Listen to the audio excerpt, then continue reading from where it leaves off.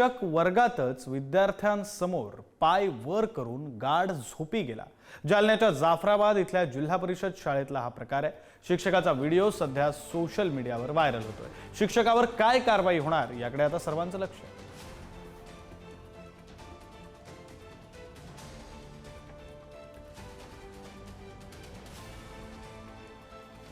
प्रतिनिधी गौरव साळे आपल्यासोबत फोन लाईनवरून जोडले गेलेले आहेत। आपण त्यांच्याशी बोलूया। गौरव, खरं तर ही लहान मुलं दिसतायत, या बालवयामध्ये अनेक संस्कार त्यांच्यावर होत असतात। अशा शिक्षकांकडून काय संस्कारांची अपेक्षा करायची? अगदी खरं विक्रांत, आपण जर पाहायला गेलं तर हा धक्कादायक व्हिडिओ जो आहे तो जालन्याच्या जाफराबाद तालुक्यातील काडेगव्हाण या ठिकाणाहून समोर आलेला। या ठिकाणी एक जिल्हा परिषद शाळेचा जो शिक्षक आहे तो विद्यार्थ्यांसमोरच एका वर्गखोलीमध्ये पाय वर करून म्हणजे पाय चक्क टेबलावर ठेवून झोपल्याचा प्रकार जो आहे तो या व्हिडिओमध्ये पाहायला मिळत आहे। आणि हा व्हिडिओ सुद्धा आता समाज माध्यमांवर मोठ्या प्रमाणात व्हायरल होत आहे। आपण जर पाहायला गेलं तर शाळांना नुकतीच सुरुवात झालेली, नवीन शैक्षणिक वर्ष नुकतंच जोरात सुरू झालेलं आहे।